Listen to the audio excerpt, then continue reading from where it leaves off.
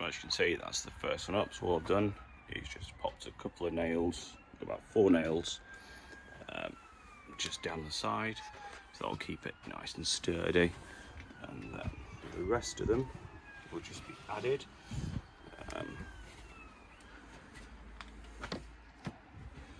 Like that, all the way around, so that'll protect it from the wind and rain elements of the weather. So yeah, so I'm just going to do around the side, around the back, and the side.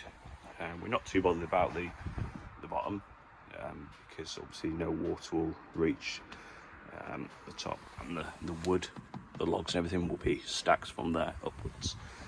So at the top, I'm going to put some featherboard at the top as well, and I've got some old roofing felt, which was on the shed, so that's left over, so I'm going to pop some of that on the top just to protect it as well.